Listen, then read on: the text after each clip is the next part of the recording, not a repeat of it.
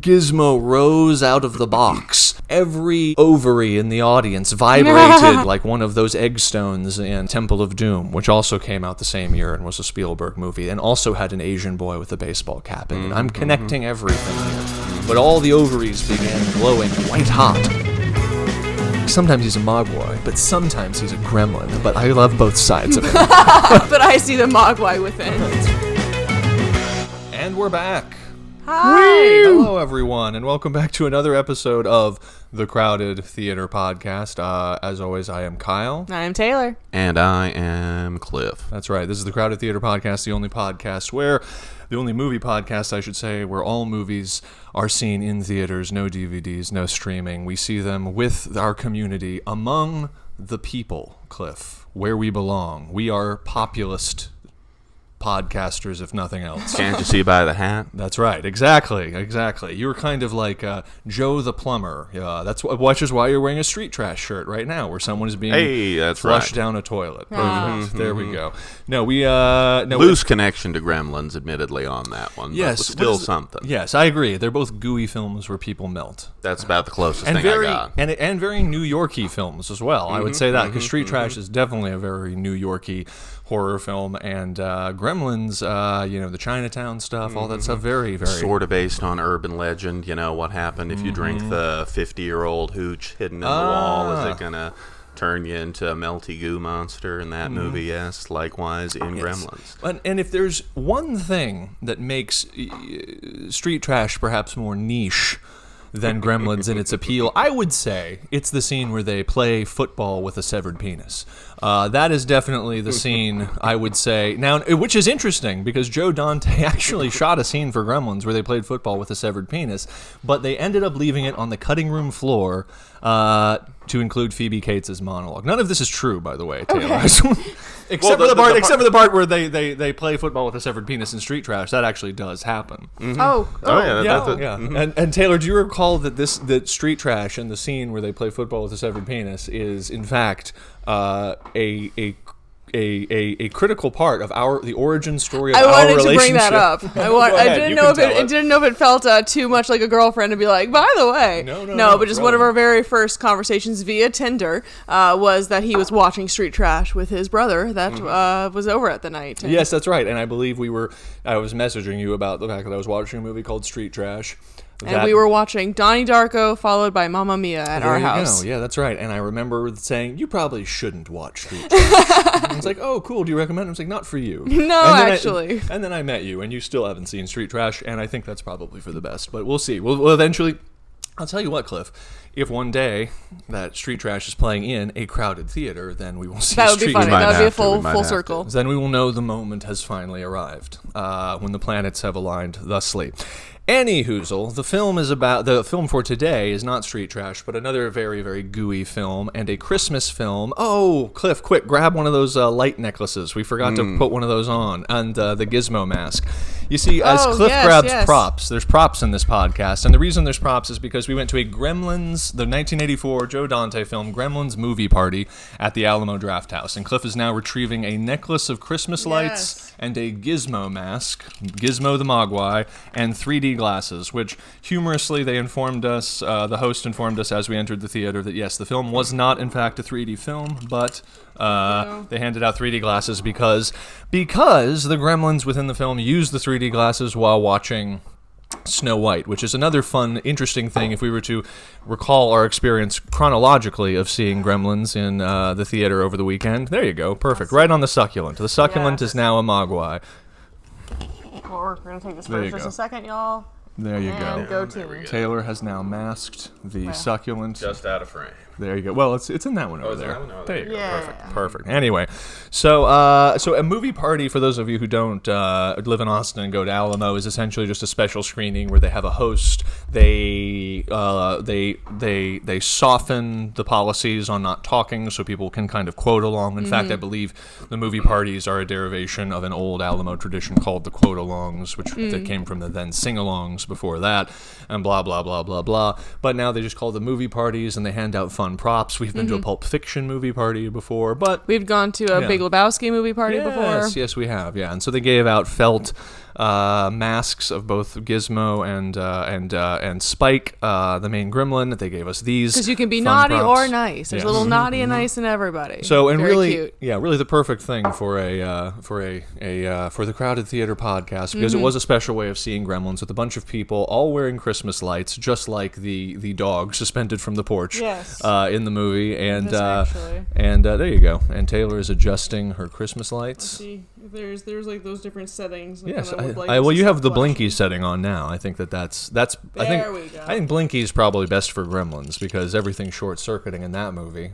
Don't you say? There you go. See, we'll go with the slower one. Now it looks like there's a gremlin in the lights. Oh yes, and then also shout out to the Gremlin sweater real fast, just to kind of show off his. Cool, Taylor's wearing a Gremlin sweater. I'm going to show it to this camera with all of the woven Gremlins. Yes. And my favorite aspect is, where are they? The tiny chicken wings. There they are, the chicken wings. Oh, yes. They're actually into the Christmas-like pattern of the thing. They have woven water drops and drumsticks as the Christmas pattern. Of course, don't let them touch water and do not feed them after midnight as they're fed with drumsticks. That's a pretty impressive sweatshirt, I must say. The popcorn mask, etc. So you get a lot of comments on the sweater as you actually wear it in the Christmas season behind your desk at work, etc. Yes, at my office job. Yes. So, and what kind of comments do you get on it? Everybody loves it. Young and small. I feel like it's one of those movies that young and old, short and tall, thin and stout, and you get a lot of comments on your sweatshirt. Everyone loves it, and everyone can kind of tell the little bits, and then you kind of people who are like who get surprised, like, is that a Gremlin sweater? And it is. It is a Gremlin sweater. Yeah. Great stuff. And it is a great. And so part of the reason we're obviously, I think it's festive and appropriate to have a Christmas sweater of Gremlins is, of course, the fact that it is a fantastic Christmas movie. It was playing as part of Christmas season, and so we're hopefully going to get this episode out here before Christmas is over. And I don't know, Taylor, did it get you in the Christmas spirit? It got me in the Christmas spirit. I always like a good cold movie. Anything without snow in it feels pretty Christmassy, let alone the fact that it actually is around Christmas time, and have the whole lights situation with the dog, etc. Definitely having the whole audience in Christmas lights added something special. The carolers, it is a Christmas movie. Yeah, and this is a movie that we've all seen before. Cliff and I watched this quite a bit growing up because it was Gremlins, and we were born. You were born in '83. I was born in '85. I'm young enough to remember my mother disapproving of us potentially watching Gremlins. That's funny because people said it was a kids movie, but it's not a kids movie. It's not appropriate for kids. That's funny. I never remember a time in the past. That's interesting. I do not remember the first time I saw this film. I never remember a time having not seen it. So yeah, it was definitely one of those tapes I think that we just grew up with, probably recorded off of TV and watched a hell of a lot of times. And I am old enough to remember as well, though, coming into the world during the phenomenon of the suction cup gizmos in everyone's windows. There were little suction cup dolls. Gizmos were everywhere. There were little gremlin dolls. Bring those back. I know. We could probably find one. It would be very expensive. Someone's got to be making that now. Everyone's licensing stuff. But I remember seeing little gizmos. The Chinese ripoff with 3 years. That's right. Exactly. So, yeah. Gremlins, fun screening, really cool to see it with an audience. Full theater. Yeah, full theater. I think one of the cool things that's before we kind of dive into the movie itself, they had a cool host whose name I don't remember, who pointed out that she was of the age where Gizmo was really starting to get to her, which I think primed the audience in a really wonderful way for Gizmo's first appearance on screen, where you could just feel the collective exactly coming from everyone. I think I was sort of had an angled view because we were at, I think, the Alamo Mueller, where they have those little small tables of some people who had brought kids, plenty of kids in the screening as well, and I don't think any moment got as much of a collective reaction, an audible reaction from the audience as the cute Gizmo moments throughout the thing. So Taylor, how was Gizmo on the big screen? Gizmo was fantastic. Honestly, I think the first time that we saw this movie, we were actually in our living room, and I remember just having a very emotional reaction to the Gizmo Gizmo the whole time. Yes. And you do not like it when Gizmo is in peril. I did not and do not like when Gizmo is in peril. I think my least favorite scene is when he is in the bar scene when he's tied up to the darts. No. Take him down. Hold him. That's funny. No, Gizmo is fantastic. 10 out of 10 character. Awesome. Yeah, no, Gizmo obviously was a big hit, but the whole movie just plays like gangbusters to this day, and it's just, again, very exciting, no very dull fun. Moments. No dull moments in Gremlins. But so Gremlins, Cliff, Gremlins, Taylor, a movie we've all seen before, a beloved classic, something though that certainly stands the test of time in the sense that Taylor is still getting positive comments on her Gremlin sweater to this day, something that thoroughly penetrated the zeitgeist. Before there was Baby Groot, there was Gizmo. Yeah, and before Baby Yoda, there was right. Gizmo. Exactly. Baby Yoda really just is a Gizmo ripoff, just less hair. Yes, it's green. It's a Gremlins Gizmo combo. Well, that's sort of an interesting thing because we're just now talking about Gremlins. We're talking about Gizmo, or these things being knockoffs of Gizmo. But to kind of begin at the beginning with Gremlins, I mean, Gremlins came out in 1984, 1 year after E.T., and so it was produced by Steven Spielberg, who had just made all the money in the world by making what was originally going to be, I forget what it was going to be called, like Dark Skies or something like that, but it was originally going to be a darker, more spooky, horror-oriented movie, alien movie that then turned into just kids falling in love with an adorable, large-eyed alien, and then that became the whole fucking movie, and made $1 bajillion. It was the most, I think it was the top grossing film at the time to date. I don't recall. Anyway, but it was it was right up there. So then this is Spielberg finding a script by a young Chris Columbus, who would go on to direct Home Alone, which actually, funny enough, we might, in a kind of Kevin Bacon-y game chain of events, might see Home Alone next week because he's playing at the Paramount Theater, which would be an awesome, fantastic way to see Home Alone, hopefully with big audience, etc. Anyway, good Christmas movie, so TBD on all of that. So Chris Columbus would go on to direct the first 2 Harry Potter films as well, so he made quite a big impression on the world. But at the time, I think he said he was like living in a shitty apartment in like Manhattan and writing the script inspired because it was infested with mice and rats, like that were like nibbling on his fingers. And he's like, small things are scary, and so he wrote a horror movie, Gremlins, that was much darker, where the gremlins are really eating people, and sounded a lot more similar to Critters, which is another, being Texans, we do love Critters, and we will talk about Critters and Critters 2 perhaps a little bit more later on, but where they were, eating people and, whatever. But this script was read and acquired by Steven Spielberg's Amblin Entertainment, coming off of E.T. New company, wanted to make all the money in the world, and I'm sure they saw this fucking script and were like, it's got a big, cute thing with big, wide-set, fucking sparkly eyes, and then we're going to have some zany shit, maybe Spielberg exercising some of the darkness that wasn't present in E.T., with the aliens being potentially bad and all of that. And so this is a film that in so many ways could culturally just have been viewed, if it were not successful, if it did not have its own energy, could have been viewed as a sort of non-science fiction, more horror-y knockoff, but lesser than version of E.T. In fact, when we're looking a little bit into the film prior to this, they were talking about how even the art for the poster was inspired by E.T.'s art, E.T.'s poster, which somewhat accounted for it taking a moment, a couple weeks for the film to catch on, etc. And it opened the same day as Ghostbusters also, so that's another reason why maybe it made more money the second weekend. Anyway, but it's interesting to look at all these films inspired by Gizmo, and yet realizing that Gizmo is drafting off of the energy of E.T. coming 1 year later, and yet in that same way, Spielberg sort of seemed to coach the whole idea of the movie as its producer into something far more family friendly, and was the one who ended up turning because in the original script, and a fun fact before we kind of dive into what it is, Gizmo ultimately becomes Spike at the end. Gizmo was turns into the Gremlin, and he fights Gizmo at the end in the thing, and that was sort of the tragic. But again, the creatures are only superficially look cute, but in fact are all bad. Yeah. And indeed, as a fun fact, we learned watching special features that Mogwai apparently is Chris Columbus was looking up Chinese mythology and stuff, and Mogwai means devil. Yes, exactly. So, So not a little meant to be nice at all. cute anticipation of the idea that these things would all turn out bad, and Spielberg is like, "Where's the fucking E.T.? We need something cute and cuddly that kids are gonna buy dolls of."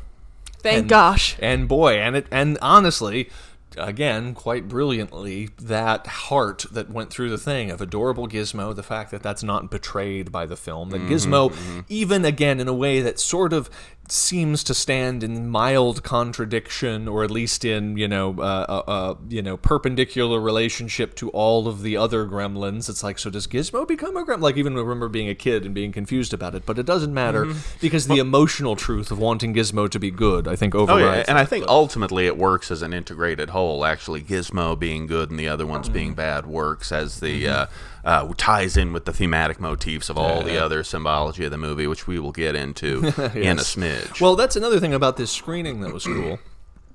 To talk about the origins of Gremlins and all, which kind of connects into some of I think some of the fun subtext of the script in the movie about technology and modernity and all that stuff, is that they played at this screening at the Alamo the original Warner Brothers Bugs Bunny short, where he is, where the we all watched it, where the plane is attacked by gremlins, and 1943 short during WWII. Exactly. So the idea of a gremlin being kind of a little gremlin in the machine, causing all the machine, the idea that emerges during World War II of gremlins in the engines and things that disrupt, basically is a fun way to refer to just the chaos, of randomness that eventually little things will get in and fuck stuff up. Chris Columbus said his father used the term gremlins to refer when fixing his car and stuff like that, connects it all the way through to then him naming these little creatures gremlins. But what I like about I'm sure this is present, I'm sure, in the original script, and it certainly comes through in the finished film, is how much they carry that subtext of gremlins and technology being frustration. I mean, literally Gizmo's name being Gizmo, the fact that the father is an inventor, the fact that every invention doesn't fucking work. Well, let's get into it. Let's get into it, because one, take it back to the original symbology in WWII. Why were all the planes failing and crashing? Yeah. Well, they weren't failing because of gremlins. They were failing because the U.S. was having to mass produce a whole bunch of cheap and defective machines that many of them would, crash and fail and kill a lot of folks and all that, and just attributing that to gremlins. They are the spirit of cheap, mass-produced things that don't work. And of course, what is the father into? He is pursuing the American dream, but his particular dream is to come up with the next cheap, mass-produced thing that doesn't work that'll make him super rich. And he is contrasted with, when he shows up at the Chinese shop is filled with old things, traditional things which have stood the test of time, things which have a history to them and a tradition to them and which last, all of that. These are which is the big contrast between the traditional world and the maladies of Americans and modern society. And again, I think also just because that works on because it works on that level, why the film begins with the father, played by Hoyt Axton, just needs a really unique gift. And there's even, I think, a deleted scene, that we watched from the film where prior to that he goes to a different store that's selling items of technology, boom boxes and various other doohickeys, and he says, no, I want something that is really unique. And of course, what is the character of things that are mass-produced? They are not unique. And that's and we begin in this world where if you want something unique, you have to go to a pre-industrial world. You have to go to a world that exists prior to all of the doohickery and gizmos that completely define the father's ambitions and the world. And then we even, with the kind of backlot town of Kingston Falls, and I think that, again, there's more deleted scenes in the movie that make this subtext more explicit, where the bank is trying to take over the town and sell it to high-tox chemicals, which is why Judge Reinhold shows up in the first scene of the movie, which always bothered me when I was a kid, that Billy, the other Billy, not the Billy from this movie, but the Billy from Beverly Hills Cop is in one scene and never comes back for the rest of the movie. And because he's in the bar scene. He's as in well. two scenes. He's in two scenes, but the remainder of his scenes kind of continue to further that subtext of the town itself being corrupted by doohickery and technology, because everyone's houses and are greed and money and materialism. Exactly. So, but to not lose track of where we were in the screening, what I think is fucking cool about all that stuff is it's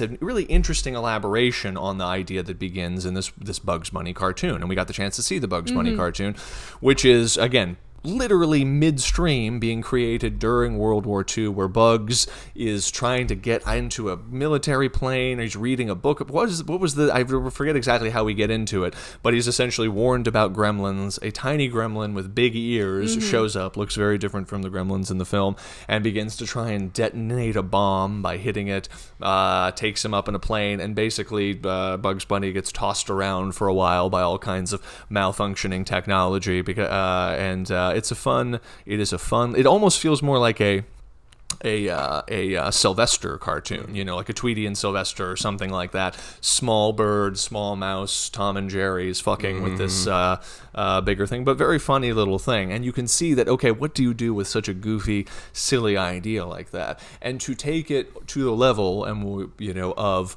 using that as the jumping off point for not only this wild ride of a movie with lots of gremlins and as a literalized creepy crawly critter in a monster movie, but as this wonderful satirical subtext for, I'm sure, what was becoming, certainly it was the world in which we were born, the 80s being entirely defined by materialism and by sort of switching our faith from things that were old or mysterious or spiritual. And again, it's a Christmas movie, so again, innately Christmas, the debate around Christmas sort of that was perennial in the last several decades. Was it becoming overly commercialized? So we have this spiritual holiday that is all awash in doohickeys and gadgets and all this other kind of stuff, and then everything starts to go awry at the same time, of course, that Mogwai are turning into gremlins, and it creates this fantastic backdrop for this movie that feels very, very rich, that, again, allows it to also be very breezy and fast. It's why we can just sort of begin in Chinatown, and Hoyt Axton wants a unique gift. We get it.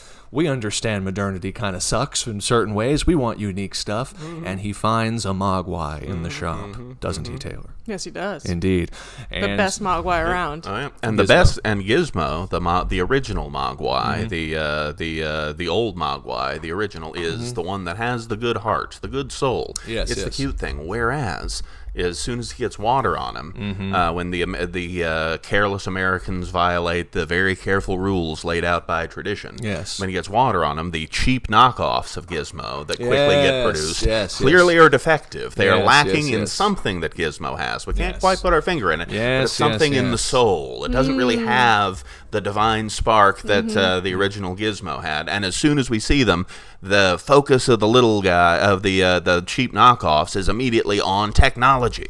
When we see at the Christmas tree, Gizmo is playing a horn, a traditional analog instrument, trying to create music in the Christmas spirit, whereas all the little cheap knockoffs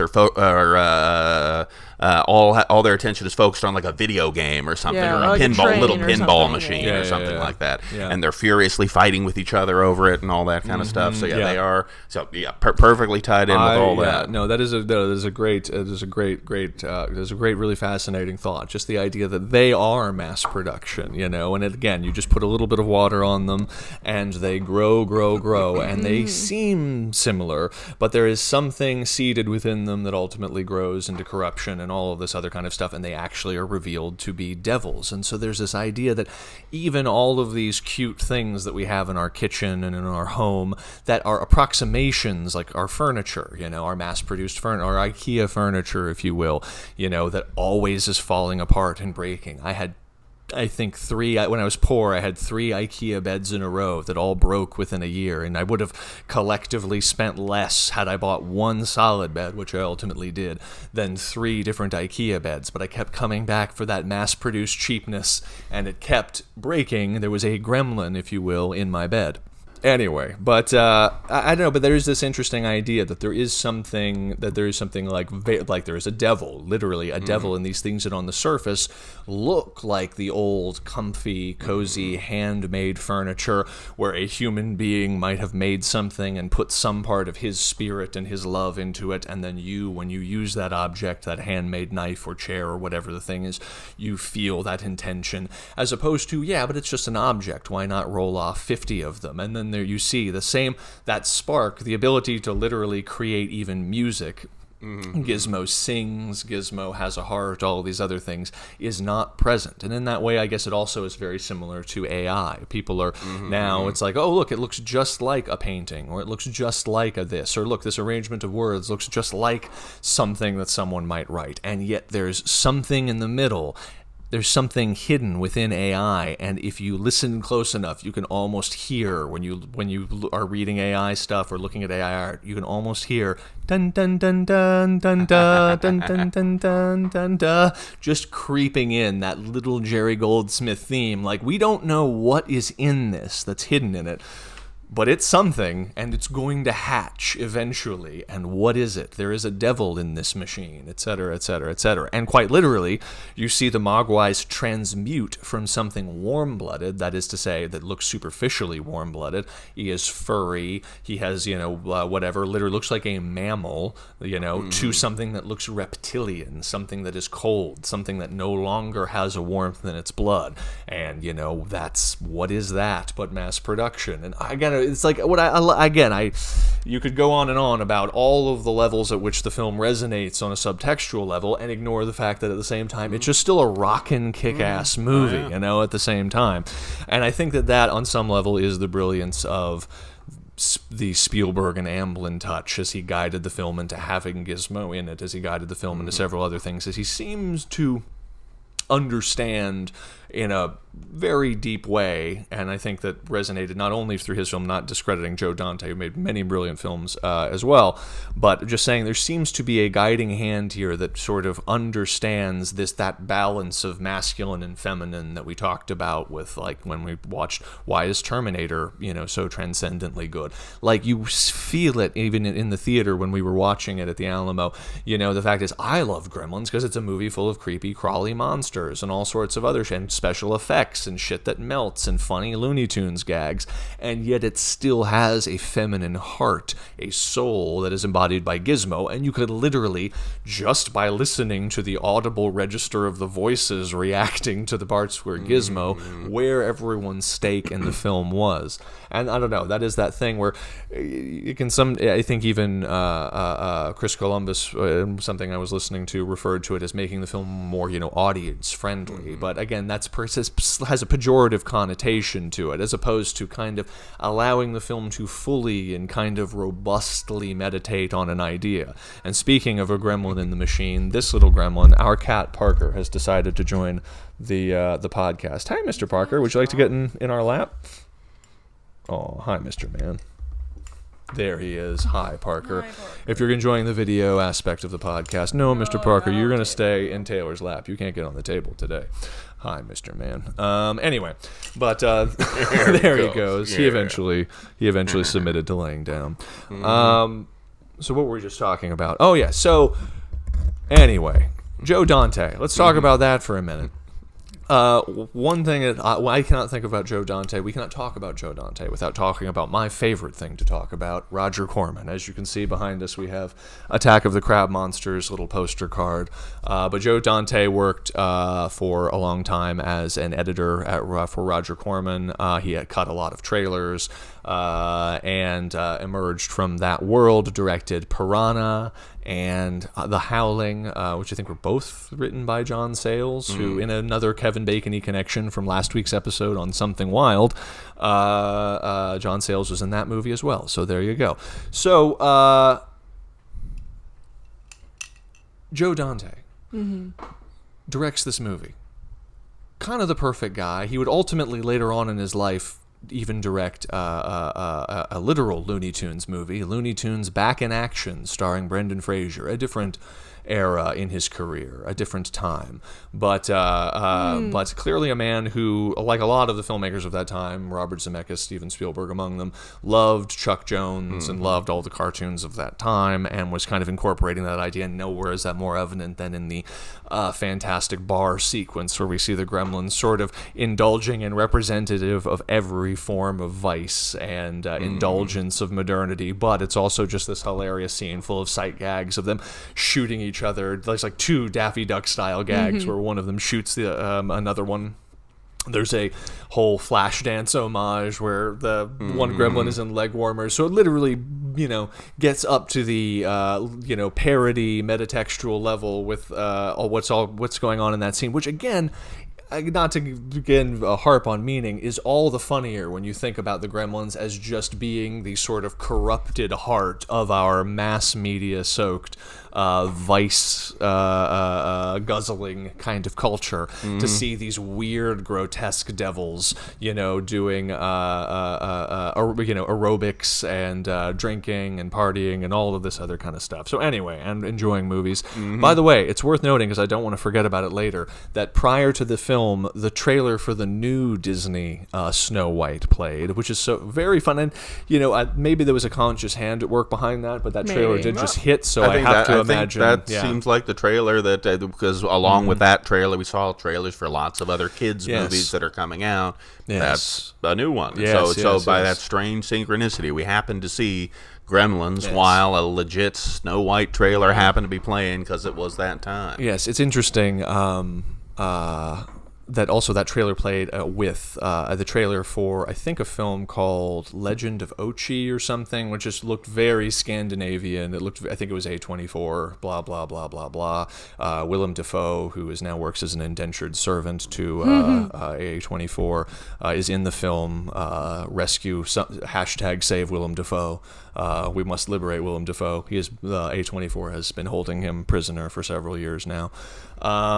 Anyway, but he's in it. But again, a film which really, the trailer, by the way, kind of seemed to catch the attention of the audience because it had clearly at its center a big-eared, fuzzy little creature named Ochi, who was, really interacting with the little girl in the center of the trailer, the extremely Scandinavian-looking weird little girl in the middle of the trailer. But the creature was cute, and it was practical, and it was fuzzy, and had big ears, and was clearly somewhat Gizmo-inspired.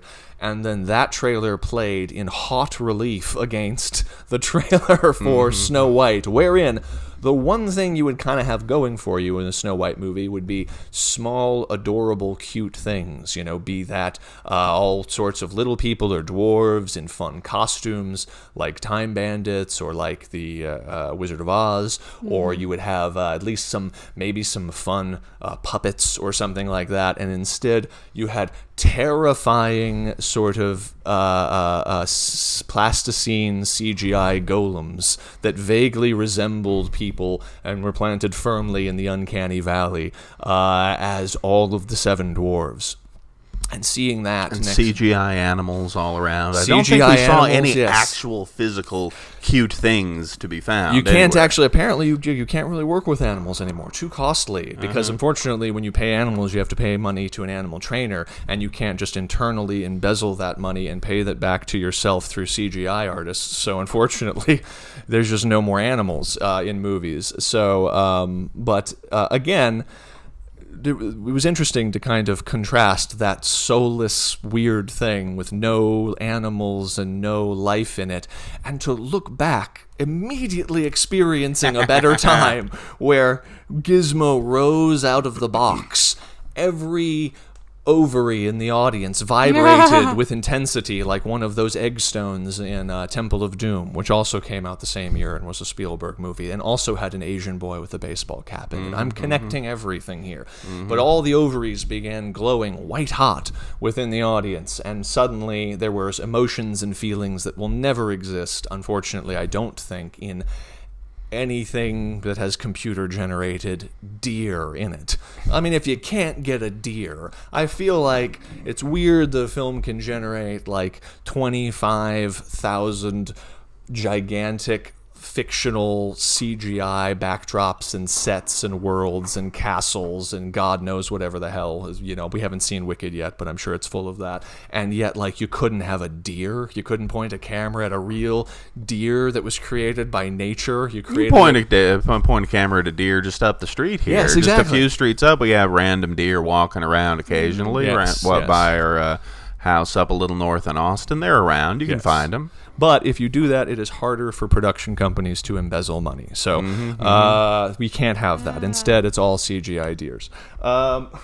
Anyway, but speaking of someone who hated all of the waste that in movies that was essentially just there as cover for embezzlement, Roger Corman. Roger Corman, who walked never had enough money to embezzle nothing. Exactly.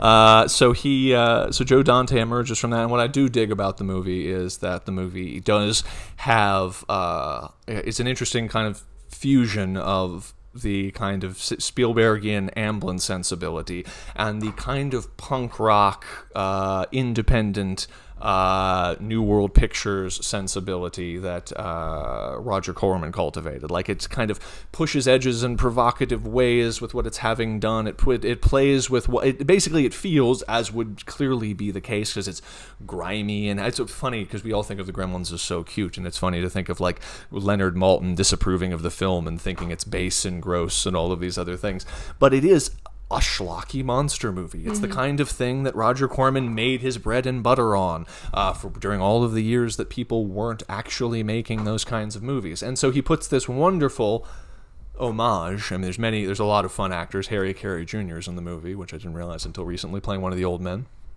But he puts Dick Miller in the movie. And as we have learned from the Terminator, there you go. That's the other thing. See, also, Dick Miller was in the Terminator. Dick Miller is in this movie. He plays Mr. Futterman. And Roger Corman, stock company regular. And opposite him is the original Audrey from Little Shop of Horrors from the 1960, whatever it was, 1959. Little Shop of Horrors is in the film playing his wife. So his impossibly sweet wife. His impossibly sweet wife. I do have to say, I think, Dick Miller's greatest performance was in Bucket of Blood, which we talk about a lot. And he would have starred in Little Shop of Horrors, but he didn't want to kind of make the same movie a second time or whatever, and so he plays a smaller role, and they brought in what's his name from Teenage Caveman and stuff to play Seymour, and I forget his name. But Dick Miller's leading lady, Barbara Morris, I feel like would have been the Mrs. Futterman, but unfortunately she passed away when she was 43 years old. She was married to Monty Hellman, and I think maybe died of cancer or something. I have no idea how she died, but she was in Sorority Girl. She was in Wasp Woman. She's like the main other girl opposite Susan Cabin in Wasp Woman as well. She was fantastic, and she is like one of, again, Barbara Morris, one of the really underappreciated talents of that time. She just pops in every one of those movies. In Bucket of Blood, in Wasp Woman, she's the person you kind of can't take your eyes off of. And I kind of feel like now in watching, Dick Miller and Jackie Joseph, who also came from that Roger Corman school, I wonder if in an alternate reality where Barbara Morris was still alive, if she would be in the movie instead. I don't know, but that's just something I think about sometimes in my own time, because I think a lot about Roger Corman movies. Anyhoozle. But anyway, it was a grimy, cool, slimy movie, as well as a big, fun studio movie, and it came out the same week as Ghostbusters. Cliff, comment on this. Well, both movies were big hits, obviously, but I think Ghostbusters ultimately made more money, but Gremlins, it appears, was had some legs. The second weekend made more money than the first, and as we kind of discussed earlier, no one knew what it was about. Everyone was surprised. Yes. Oh, yes, that is something worth talking about, yes, is that idea that that the posters and things potentially somewhat concealed where the film went, and E.T. had made so much money that a lot of parents took their kids to go see Gremlins unaware that they would become creepy, crawly gremlins and stuff. And that sounds like a wild, fun ride. Heck yeah. It's the same kind of outrage that later Bart Simpson would face or Beavis and Butthead would face.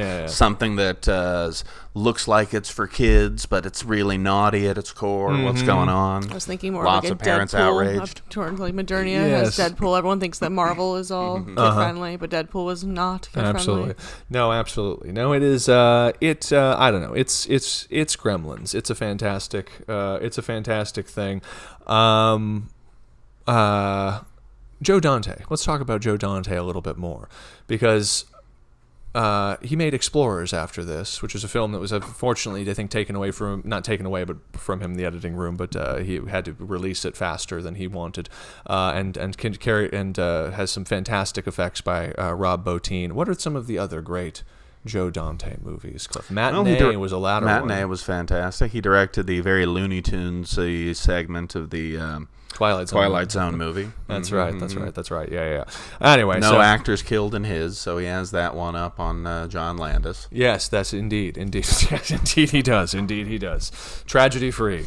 That his shoot. But no, that's where his love for Looney Tunes is most on Front Street, with a very, very Looney Tunes looking and premised. I don't know, goofy thing in that movie. Yeah, so check absolutely. it out. So back to dive into Gremlins here for a moment and kind of get away from Joe Dante. So one of the things that bugged me when I was a kid was that Judge Reinhold disappears from the movie. So only recently, only today, did we actually for the first time watch those deleted scenes where Judge Reinhold shows up in the film, and the film kind of works in this fantastic kind of small town. Film has a fantastic small town backlot town at its center, which is actually, yes, the same backlot town as Back to the Future, with the same movie theater and all of that. And we have talked Back to the Future to death on several podcasts, and so it is a quite familiar. The town where all he reached, but the clock tower. Exactly. Yeah. The town where they reached the main street where they reached 88 miles per hour. But it has this fantastic little main street town where, as Billy Peltzer, our protagonist, makes it through his morning on his way to the bank, he meets a lot of several shitty characters like Mrs. Deagle, the old lady, who eventually gets her comeuppance in the fantastic sequence when she's attacked by gremlins and gets launched by her, of course, technological doohickey. The chair that elevates her up the stairs is electronically malfunctions and fires her like a cannon. Spectacular sequence, yeah. But as much energy as is put into Mrs. Deagle, almost as much screen time is put into Judge Reinhold's character in the film, who plays the shitty bully character opposite Billy Peltzer, and who not only shows up and like, Peltzer, your dog is out of control, when he attacks Mrs. Deagle, and then shows up to kind of best Billy in the bar scene afterwards and hit on Phoebe Cates. And so a tremendous amount of time and screen time is placed into clearly setting up a character who's going to get his just desserts in the end. And I'm sure his character has a name in the film, but we're just going to call him Judge Reinhold because that's who he is. And it's too confusing to call him anything else. But anyway, so then he disappears from the film entirely. He never comes back. I almost feel like when I was a kid and I saw him in the first part of the film, because, when you're a kid, you kind of only live in the second that you're in and a couple seconds on either side. So I'm like, I'm sure he comes back later, but I did not have enough continuity of consciousness to ever really pay attention to it until I was an adult.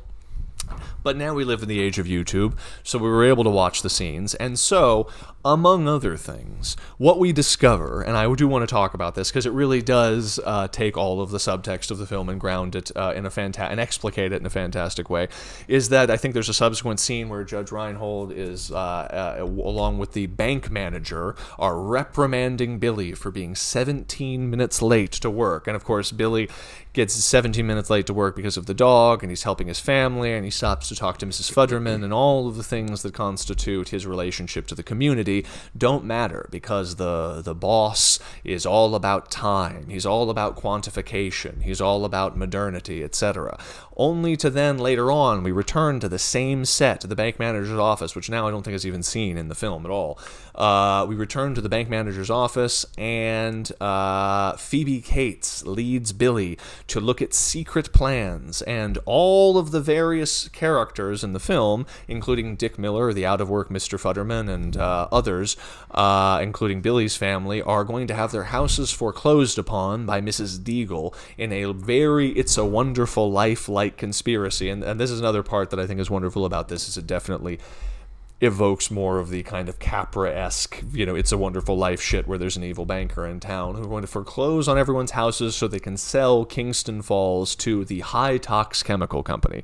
It is interesting because this is like the third would be like, because I think Piranha, it's like there's an evil chemical company or whatever that's taken over, and it's not, maybe for me, I think it was the part that maybe worked the least well. It was all of that kind of stuff in Piranha, and then in The Howling there's more of that about media and stuff, but so it's interesting. It feels like it connects it a little bit to his earlier films, and I'm not sure how much of that was in the original Chris Columbus script or whatever, but this idea that the town itself is going to be consumed by presumably a factory used for the byproducts of all of mass these consumering. of all of the consumer plastic bullshit that we are now that you see the family drowning and that would literally poison us with the high toxicity of its byproducts. Exactly. And all of this so that we can enjoy a life as we see in the film, where every time they interact with any piece of technology, either created by the Peltzers or not, it is breaking, it is complicated, it is fucking up in some way. And of course the Gremlins always kill people or do bad things through technology. Even though they have teeth and claws, they don't use the teeth and claws that much. Which Mostly, is, by the way, go ahead. Well, yeah, just when they have every opportunity to just munch on people's heads, they instead fuck with some electronic thing that they would have no reason to know how to work or exist because they were only born like 5 minutes ago. But somehow they know. Somehow in there they understand technology. Yep. And even at the end of the movie, they don't even attribute it to the gremlin creatures. They just say freak accidents all around town and whatnot. Yes, no, that mass delusion. Yes, and that's sort of the interesting thing. And again, I've never read the original Chris Columbus script, but some of the sequences that were described were like the Gremlins were literally like just eating all the people inside of a McDonald's and stuff. You could see that as being very. A satire of contemporary culture, et cetera, et cetera. Oh, McDonald's, mass-produced food. The Gremlins eat all the people, leave all the fast food. Very funny. But you are right. They are creatures with teeth and claws and all this other stuff. But by not making them critters, by not making them carnivorous creatures like in the movie Critters that eat people, you got to do something else. It immediately creates a question of how are they going to interact with people? How are they going to fuck with people? And so it introduces that whole idea that they're going to be literal gremlins in all of the machines, and which again, yes, makes the film more family friendly than if they were literally eating people, but also makes it far richer subtextually than if they were just a movie about carnivorous demon devils that were eating a bunch of shit anyway. So just very, very, very cool. They might have eaten the head of the chemistry teacher there. Who knows? Exactly. We never see his head. Yes. And he's coming after. But he does have the syringe in his butt, so that ties it to the technology. I know, and they're coming after. He's coming after the what is it? The Mogwai with an implement of the medical industrial complex, the syringe, and has it then turned against him. The scientific industrial complex gets him back, bites him in the end. But to not lose the thread of Judge Reinhold for a moment, what completes this arc is after we have discovered that the what's his dick is gonna turn the whole town into a toxic waste dump. They return to the bank manager's office one more time, where they find the bank manager laying on the ground, who has had his head smashed by a clock. A giant wall clock has been ripped off. Speaking of the clock tower in Back to the Future, the clock that Billy was 17 minutes late on when he arrived to work has been used to smash the bank manager's head. And in case you didn't know who he is, I believe his name tag, plaque has been stabbed into him. See, well, there you go, perfect. And again, so it's like that It's a Wonderful Life skit that they did on SNL. Remember back in the Dana Carvey days of SNL, where after they realized that it's the same ending, but after they realized that Mr. Potts or whatever Potter has stolen all the money, they're like, let's go kick that guy's ass, and everyone goes it's an angel party, and they all just kick the shit out of Mr. Potter for a while. So it kind of actualizes that desire by having the Gremlins just kick the shit out of Mr. Potter and smash his head. But what I do find beautiful is they give an ending to the Judge Reinhold character. They give an ending to him where they find that he has barricaded himself in to the bank vault, and they say, well, where are the keys? How can we get Billy and Phoebe Cates, co-starred with Judge Reinhold in Fast Times at Ridgemont High? We finally get a sequel to see what happened to his creepy character after he was spying on her boobs from the bathroom window in that movie. So he has locked himself into the bank vault. They ask him, hey, where are the keys? How can we get you out of here? And he doesn't want to give them the keys because now that the main bank manager is dead, he believes that he is now king of the bank and is suspicious that they want to get into his safe space too. And so he starts ranting, paranoid about how he won't let them into his bank vault, and they slowly close the bank vault door on him and then move on and leave him ranting and crazy inside, which is, again, a fantastic end. And what better end could you have to the guy who, again, was this kind of scumbag guy who's trying to sell Billy out, who presumably is his friend and coworker, to try and advance himself. It's like alluded to that they were like high school friends or something. So that he can advance himself up the ladder of the bank. And he ultimately, not unlike Burgess Meredith in that Twilight Zone episode, who has no people and all the books, etc., he's left with all the money, but in a chaotic world where all of that. And again, I don't know. And what's cool is that I like that as an ending for him. And I just like the idea that gremlins just represent chaos in the film, that they are just madness, that there are people, and I think that there are certain times when epochs of order in American life. The 50s, the 80s came back. The 50s were really coming back in the 80s. That was our decade. The idea of, and 50s, we've talked about that on the podcast, I think, before. We grew up in a soup of 50s nostalgia, 50s music, of movies set in the 50s with people with square haircuts and all sorts of stuff. But into these epochs of order, chaos. The pendulum swings the other way. There is a devil in the machine, etc., etc. And in a weird way, I think that is what makes this current moment, as opposed to even the 90s when we grew up, which was sort of an epoch of sort of the return of certain chaotic elements, at least in culture, music, etc., though it was just to cover up the fact that the world of the new world order was really taking over, finally taking power. That's right, exactly. Right. It was all fucking bullshit. But and I might need to go plug in my laptop here in a minute because I forgot to plug it in before and we're running out of batteries. But what is the thing? What was I just talking about? Oh yes, but just the idea that we are now also in this time where there was sort of an oppressive and kind of just emergent order of social media, iPhones, technology sort of eclipsing all life, then into which chaos has in the last 5 years been introduced, and now we are seeing people attempting to reconnect spiritually to other things, go beyond mass-produced culture, return to handmade things, return to living in nature. People are kind of I think there's even studies showing that the next generation of high school students are largely rejecting smartphones, in part, not in mass, but in part, and switching back to lower forms of technology because they realize that there is a devil in the gizmo. There is a Mogwai. No one can avoid it now. Yes. Everyone sees the gremlins in the machines that have been there all along, but are now causing chaos. And that everywhere. They are Chinese. Right. They were on to the Chinese all along. That's right. All right, Cliff, talk about Gremlins while I plug in the laptop at the same time. Yes. What have we not talked about? Let's see. Taylor, what was your favorite part of the screening?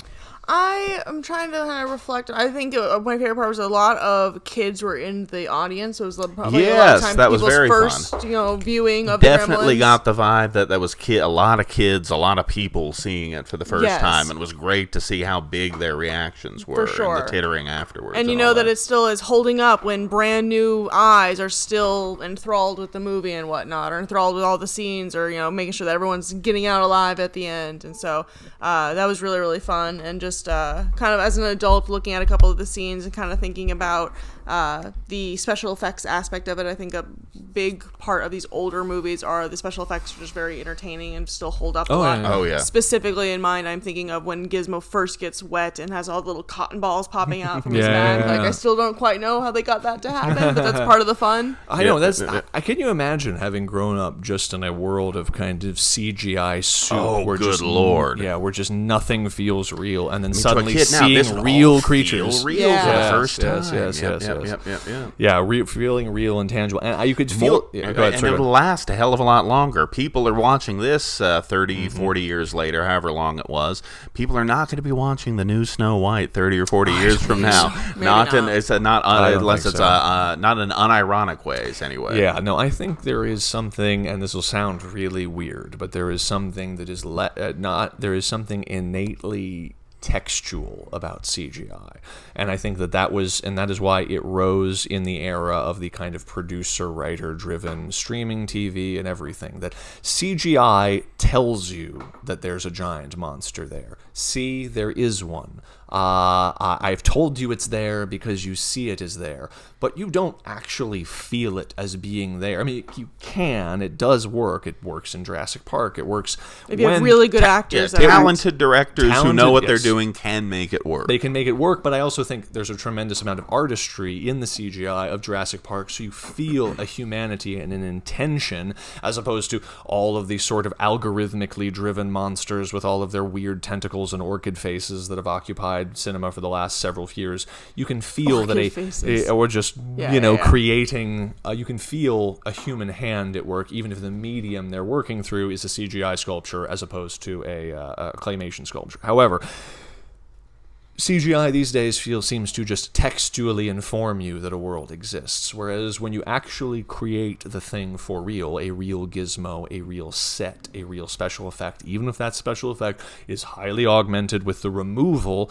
of men in blue suits and rods and all sorts of other stuff, you could feel it in the audience when watching it today. There is a visceral, emotional, animalistic reaction to the reality of that thing that just doesn't seem to exist. This seemed tangibly more potent in the theater than it does even with Rocket Raccoon or some other... like Rocket Raccoon is a fun idea of a character. Rocket Raccoon is cool. Taylor loves Guardians of the Galaxy, and there's lots of cute stuff, even with Baby Groot transcending culture. But even Baby Groot feels rather watered down compared to the visceral reaction that people had in its own time and now to Gizmo. You can Gizmo feels like a real creature. Yes, and I've also I think Baby Groot is so cultivated because they're given scenes specifically to be oodled and cute. Like coming to mind is like the credit scene of like Baby Groot like dancing in his pot. Like, oh my god, he's so cute. I'm gonna buy a little pot where he's dancing. I agree. That's actually a good point, in that a lot of what makes Baby Groot special is something textual rather than actually visual. That's actually Whereas tangible. Gizmo, I was scared every time he was in pain. You better put him down. Oh my god, my little baby. It requires an entire film to create an idea of Groot and Rocket Raccoon, so that then onto this small plasticine CGI golem we can now we sort of project this whole heart, and Groot, who is giant, is now being reborn, and he's tiny, and it's cute. All of this other kind of stuff, whereas Gizmo just needs to emerge from a box. Literally, it's all he has to do. We were listening to Chris Wallace, the special effects guy, a little bit talk about the fact that, and I really love this story just because it's somewhat heartwarming to hear, that he slaved over this thing, making Gizmo. It was his baby. It was full of all sorts of stuff. He operating it, trying to make it work, etc. And he finally said he waited to see the full movie with an audience, and then he saw the movie with an audience, and he said his heart was pounding in his chest as Gizmo emerged from the box, and he's like, is it gonna work, is it gonna work? And he said the entire audience went, oh, as we have experienced them still doing 40 years later. It's the best. And he said, his exact words were, it felt like I was in heaven. And I really do like that. So it's again, there's just something that is very tangible about all of that. And I was going somewhere with that. But Chris Wallace, funny enough though, was not available for Gremlins 2, which is why they brought on Rick Baker to make all of the crazy Gremlins. Other people have told that story. But what I like is that Chris Wallace was not available to direct Gremlins 2. I believe, if this is wrong, I don't think it's wrong though, because he was directing The Fly 2 at the time, because he also did the special effects for The Fly, and so he directed The Fly 2, which, if you haven't seen The Fly 2, it's I think the final version of the script was written by Frank Darabont, who did the rewrite. It's solid. It was not a huge hit, but it's solid, starring Eric Stoltz. Yes, makes a good Frank Darabont writer triple feature with Dream Warriors and the '88 Blob. So anyway, but really, really fantastic Gremlins, obviously, fantastic effects, etc. But my God, like if you think about the same movie, all of the same things, a good horror movie, a good horror comedy, but without that heart at the center of it. We actually just watched on Joe Bob last night. We watched night before last night. We rewatched Rare Exports, which even though it is very Scandinavian in a lot of ways. I was texting your sister about that actually. I was like, you should go check this out. It's really good. Seen it. Yeah. Which we hadn't seen since it played Fantastic Fest, like way back in 2010. But it has a movie about evil Santas and evil Santa elves and all this stuff. But at its heart, it still has a kid and his relationship to his father. Dad, that is what our hearts are clinging to the whole time. And I think that there's a lot of films that understand the creepy crawliness, and especially films by largely, young. And I'll even throw out, not to cut you off, but I think a fun aspect of the movie, while small, is that the kid does worry about whether he is on the naughty or nice list, or there's more of a what's the word, more pretense or more emphasis on whether or not a kid is naughty or nice, which I think is not usually. I mean, obviously Santa has his naughty or nice list and blah blah blah. You want to have a gift for Christmas, but there was a little bit more of a scary aspect to whether or not you were a naughty or a nice kid. Getting the lashings. You're talking about Rare Exports. I'm still like, for some reason my mind is toggling back to Gremlins, and no. We're still for a with Rare second Exports. I was like, where was that in Gremlins? I don't know. It's because you're wearing a Gremlins sweatshirt. I'm like right back to Gremlins. No, Rare Exports is really cool. I liked. It's a cool movie. And just, so if you haven't seen Rare Exports, Scandinavian Christmas horror movie, very, very cool. But it's the kind of thing that, Rare Exports, there seem to be a lot of films that understand the creepy crawly aspects of these movies, but not a lot of films that understand the heart aspect. And I think that is that Amblin touch. And it's interesting. Was it the same year as Terminator? 84? 84, 84 would be the year. Yeah, good year for Dick Miller. Oh, yeah. But again, and we have... He does make it out of Gremlins. He does make it out, that's right. He makes it all the way to Gremlins 2, but he's not even killed in Gremlins, noticing it in the theater with the clear sound. Yes. In the radio broadcast. He is being interviewed. Yes, that's after right. the accident, so we know he made it. Yeah, no, that's what I do like, that as a kid, I remember we're like, it's bullshit, he kind of dies, but then he comes back. But of course, we didn't think it was bullshit because we love Dick Miller in Gremlins 2. But as it turns out, it is totally not. It is totally set up there in the movie that he is still alive at the end. The real Don Steele plays the DJ, the LA DJ featured prominently in Once Upon a Time in Hollywood throughout all of the radio broadcasts and everything. My theory, they went through the window. You see, we see the Gremlins hit the wall and clearly impact the wall where the Futtermans were standing, but between them was the window. My thought is Mr. Futterman grabs Mrs. Futterman, or the other way around, who knows, and they jump out the window, the Gremlins hit the thing, bumps, bruises, scrapes, but otherwise they run to some kind of safety. They have a bandage over their head to show that they're injured, but okay. I like it. I like it. What is it? Kentucky Harvester. That's a Kentucky Harvester. It's like not this foreign crap. Shout constantly out Kentucky. breaking down. Yeah, that's right. Taylor's born in Kentucky. That's right. Kentucky Harvester. Yeah. So because this film balances masculine and feminine so well, I think as a way of beginning to wrap things up. We can speculate as to the meanings of Gremlins, but here in this Christmas season, so that we know what lessons Gremlins may impart to our audience, we must consult the spirits. We must consult the Gremlins, if you will, the ghosts in the machine. And speaking of the ghosts in the machine, who we're not supposed to get wet, it just started raining outside as I began this. Hold on 1 second. We're taking a brief rain break. No, we're not taking a brief rain break. No, okay, we're taking a tarot shuffling break. No, it's not a tarot shuffling break. I put my mic down for a second, but yes. Anywho, so we did a tarot draw. Taylor, turn over the card. What does Gremlins have to tell us this week? It right has. Side up. Oh, yeah, that's interesting. Well, we literally, it's so funny. We were just talking about the film that balances. It is the Six of Pentacles. We're talking about a film that balances the masculine and feminine, and the Six of Pentacles is quite literally a card of balance, as it shows a merchant holding a scale. That is why this is also the card of Libra, and I am, and I know this because I am a Libra. But it holds him. And it is balanced also, like the six-sided star, two equilateral triangles facing in opposite directions. Yes, exactly. exactly. And so this is also, though, a film about, a card about discernment, as if you notice, he is holding his scale and he is giving to one of these two beggars in the triangle, but not giving to the other two beggars, the other beggar. And that is interesting because you can kind of see potentially you can write whatever story you want around the tarot card. Is he ultimately going to give to both or just one? I think what we see in Gremlins, as we saw in some of the other transcendent films of that period, be it E.T., Gremlins, or The Terminator, is the balance of this masculine and feminine.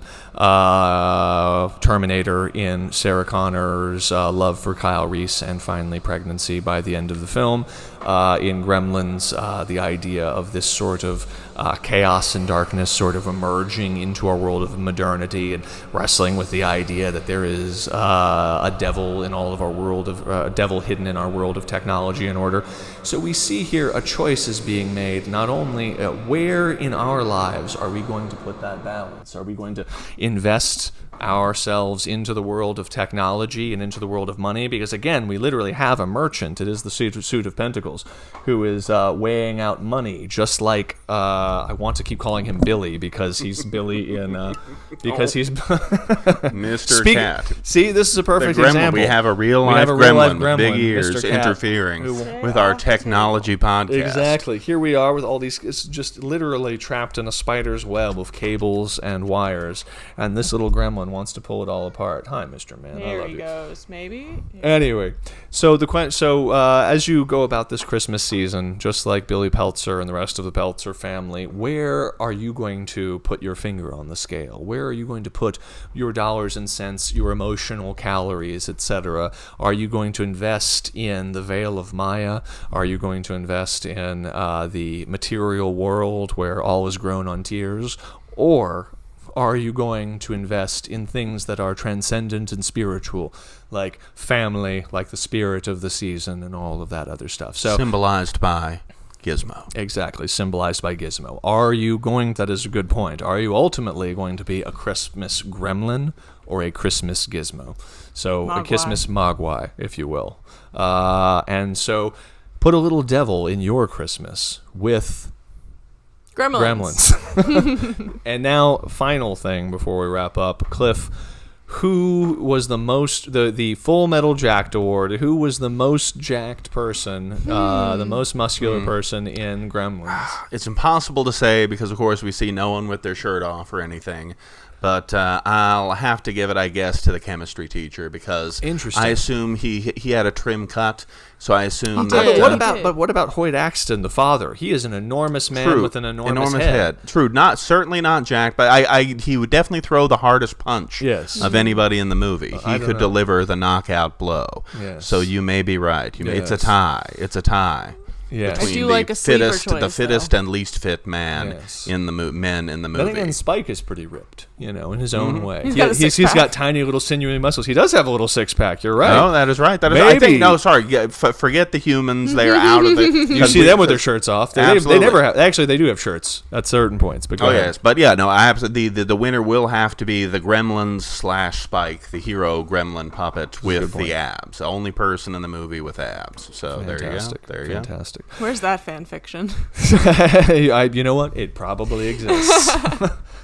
It's like he's like sometimes he's a Mogwai, but sometimes he's a gremlin. But I love both sides of him. But I see the Mogwai within. That's right.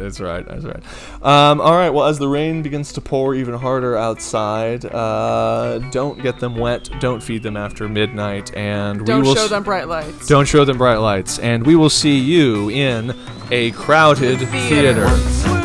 Until next week, y'all. Bye. See you next week.